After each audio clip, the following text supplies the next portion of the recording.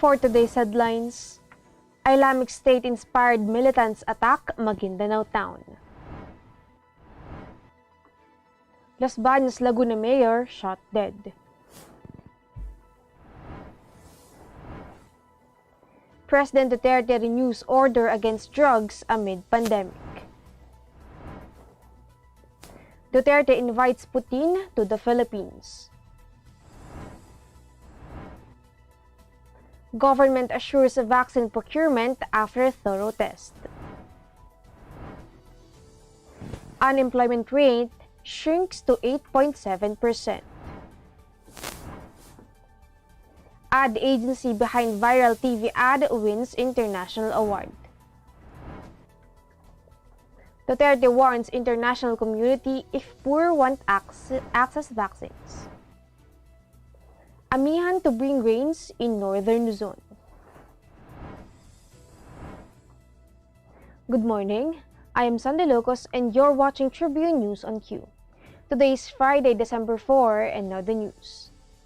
At least 50 members of an ISIS-inspired faction of the Bangsamoro Islamic Freedom Fighters or BIFF attacked the town proper of Dato Piano, Maguindanao late Thursday, burning a police outpost and patrol car.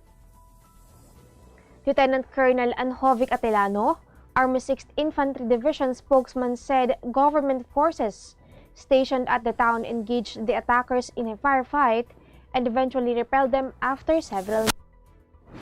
Armed men led by several BIFF sub-commanders, including Saga Nimbang and alias Motorola, barged into Barangay Poblacion around 10:30 p.m., Atelano said. The gunman burned a PNP outpost and a patrol vehicle. The official denied social media post that the militants burned a school and a church in the town. The firefight lasted for about 40 minutes before the militants retreated. Meantime, Mayor Cesar Perez of Los Banos, Laguna was shot and killed by two unidentified men inside the municipal hall last Thursday night. The 66-year-old Perez had just returned to the town hall in Barangay Timugan after getting a massage at the municipal spa in Barangay Baybayin. Was shot. The incident happened at 8:45 p.m. He was rushed to the hospital but was declared dead. Police have formed a special investigation task group that will conduct an in-depth probe to determine the assailants' identities, whereabouts, and motive. In March 2019, President Rodrigo Duterte named Perez as among 44 politicians allegedly involved in narco-politics, which the mayor vehemently denied. President Rodrigo Duterte on Thursday urged law enforcers to work harder in fighting the drug menace to prevent the country from becoming a transshipment point of illegal drugs in the Asia-Pacific region. The president made the statement in his visit in Trece Martires, Cavite, as he led the destruction of 7.51 billion peso worth of illegal drugs. It was the first drug-related event he had attended since large-scale lockdowns began in March. Duterte also underscored that the state forces should not let their guards down amid the ongoing coronavirus pandemic, saying crooks do not cease in their nefarious activities despite the health crisis.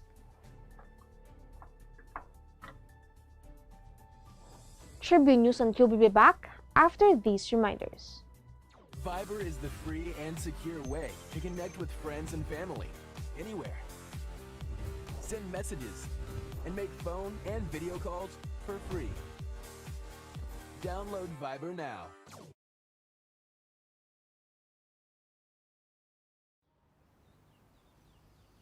Magsha-shopping na lang ako! Hashtag 143SM. Call to deliver. Hello, can I get the following? One pink chair, bed sheets, na pink yung sofa, tapos slide, size 8, pajamas na blue. Oh, don't forget my... Hashtag 143SM. Call to deliver. Wait lang, okay ba yan? Anything at the SM store, ma'am. Call to deliver. Kuya, pwede rin ba ako magpa-deliver sa ate ko sa Taguig, tapos sa friend ko sa Davao, tsaka sa fiancé ko sa Lipa. Okay ba yan? Kahit saan po, pwede kami Call mag-deliver. to deliver.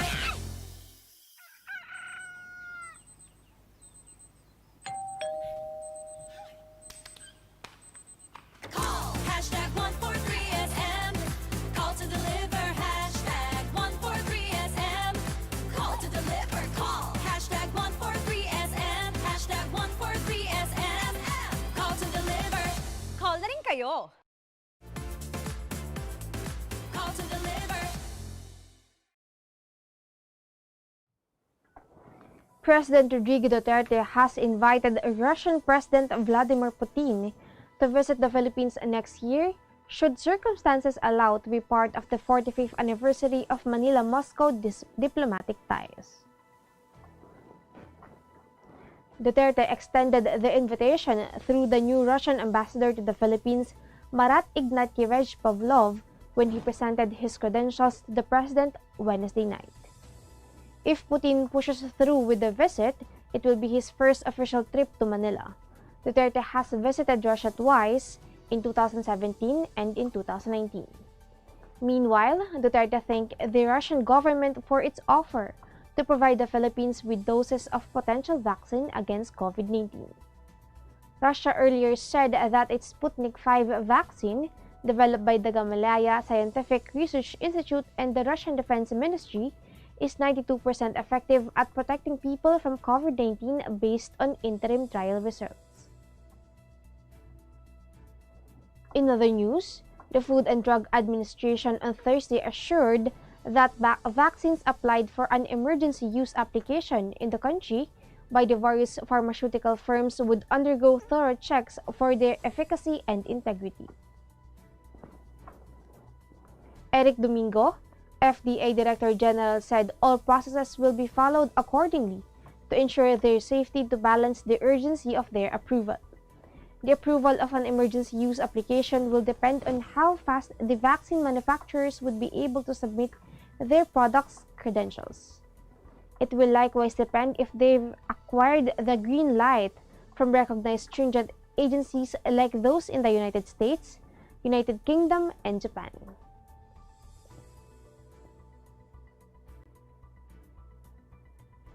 The country's calculated return to normalcy after nearly a year of a worldwide pandemic has cut down unemployment from 10% in July to 8.7% in October near year-end, latest data released by the Philippine Statistics Authority on Thursday showed. National statistician Claire Dennis Mapa translated the figure to about 3.8 million unemployed Filipinos, compared to the 4.6 million without jobs in the same comparable period. Despite this, the latest unemployment figure brings the full-year unemployment average at 10.4%, notably higher than the 5.05% average in 2019. This was blamed on the COVID-19 pandemic, which slowed down the world's economy. The imposition of quarantine measures by the government and health or medical limitations were seen as the biggest contributors to the total drop. The National Capital Region recorded the highest unemployment rate at 12.4%, while the Bangsamoro Autonomous Region in Muslim Mindanao registered the lowest at 3.4%. We will be back. Stay with us. This is a very important story. The important story. Pictures and stories. Today, we feel the weight of history on our shoulders. The way we have been moving leads nowhere. We need to change course. Since the United Nations was founded, the human race has never had to face a set of challenges like we do right now. But together, we can overcome them.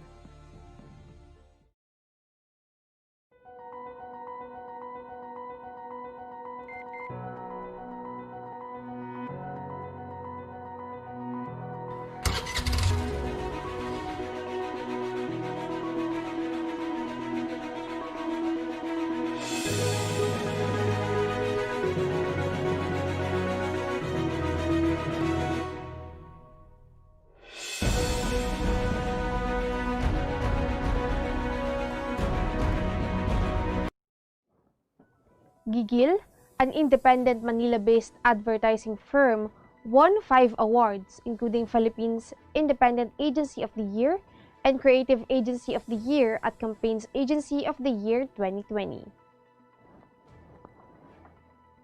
A young agency only in its third year, Giggle is the same group behind the unconventional RC Cola TV commercial.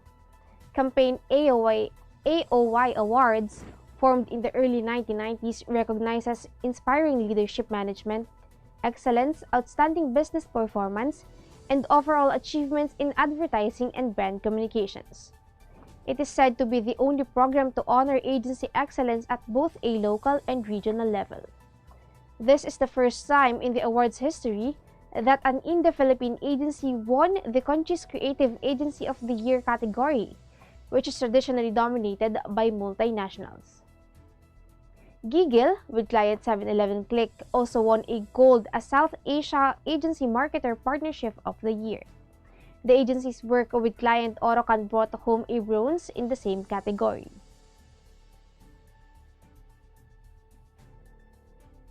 Meantime, President Rodrigo Duterte has warned the international community that leaving poor countries in the lurch of COVID-19 vaccine access is a gross injustice that will haunt the world for a long time, as rich governments quickly claim the world's lion's shares of doses. The President joined 141 world leaders in the two-day special session of the United Nations General Assembly, which opened on Thursday to discuss global response against COVID-19. Duterte has renewed his call for universal access to safe and effective vaccines against the virus. He said if any country is excluded by reason of poverty or strategic unimportance, this gross injustice will haunt the world for a long time. This would completely discredit the values which the United Nations was founded, the President added.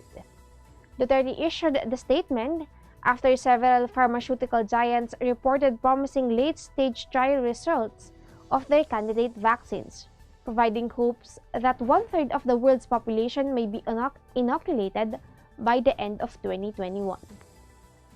The makers of the 3 vaccines that seem closest to widespread distribution, AstraZeneca, Pfizer, and Moderna, estimate a total production capacity of 5.3 billion doses for 2021, which could cover between 2.6 billion and 3.1 billion pesos. And now the weather. According to Pag-asa, the northeast monsoon or Amihan prevails in Northern Luzon, bringing cloudy skies with light rains in Cordillera, Batanes, Babuyan, Cagayan, and Ilocos Norte. In Isabela, Aurora, and Quezon, cloudy skies with scattered rain showers and isolated rain thunderstorms will be experienced due to the tail end of a cold front. In the rest of the country, including Metro Manila, partly cloudy to cloudy skies will be experienced, but localized thunderstorms are still possible.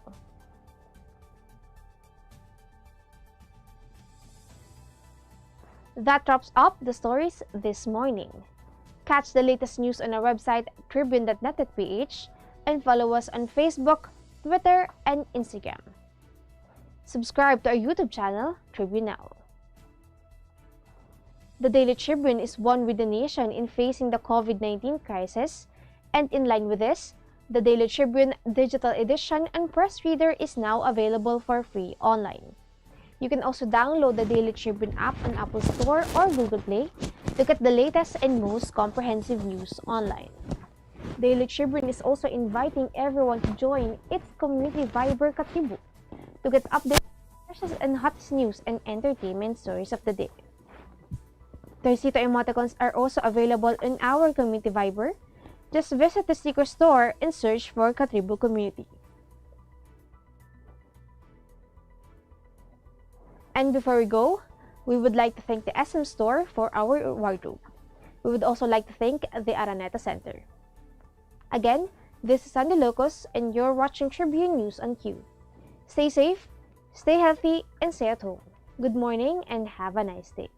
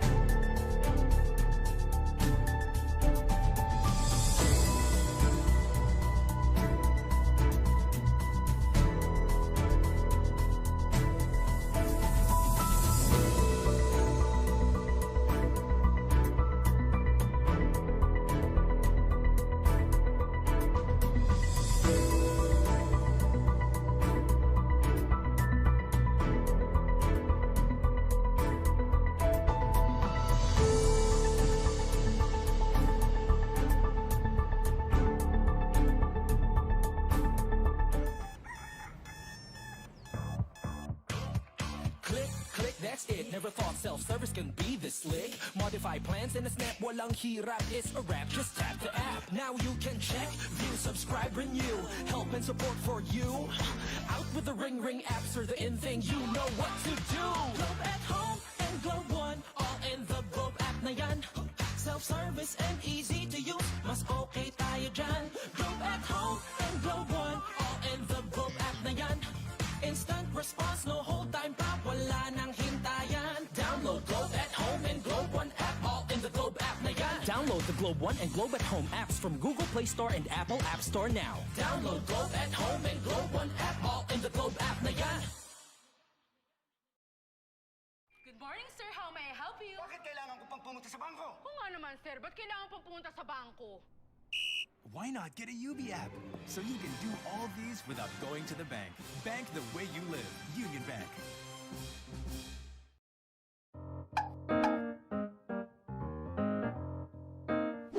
Ang Philippine Offshore Gaming Operators o POGO ay isang legitimate business entity na nagbibigay serbisyo sa offshore gaming para lamang sa mga manlalarong nasa abroad sa pamamagitan ng internet. Ang mga serbisyong handog nito ay katulad ng casino games at sports betting na pwedeng laruin kahit wala sa casino. Sa Pilipinas, walang POGO operators. Tanging POGO service providers lamang dahil nagaganap ang mga laro sa labas ng bansa.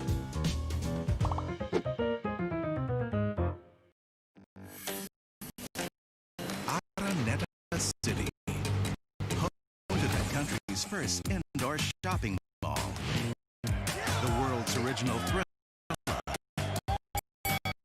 and the first ever Bini Bini pageant. Now a place for your first win, your first catch, your first home. Big break. Your first date and even your first love. Araneta City, the city of firsts. Bilang bagong mag-asawa, sabay kami natututo sa buhay. Sabay rin namin inaaral ng mga bayarin sa bahay. Kahit kami, nagtaka sa biglang laki ng electricity bill namin. Huwag pong mangambang maputulan. Sinisigurado ng Meralco na walang disconnection hanggang September. Estimated bills lang ang natanggap natin ng March, April at para sa ilan, May. Dahil sa lockdown, isang tabi to para hindi na maguluhan. Ang May o June ay actual meter reading na. Kung May nagka-actual reading, ibabawas dito ang huling reading bago mag-ECQ. Yan lang po ang ating babayaran hanggang 3 buwang konsumo. Kung estimated reading sa May at June nagka-actual reading, ibabawas din dito ang huling reading bago mag-ECQ. Yan lang po ang ating babayaran. Hanggang 4 na buwang konsumo, walang labis. Tandaan, kung ano lang na konsumo, yun lang ang babayaran. Ako po si Mateo G. At ako naman po si Sarah G. G? G!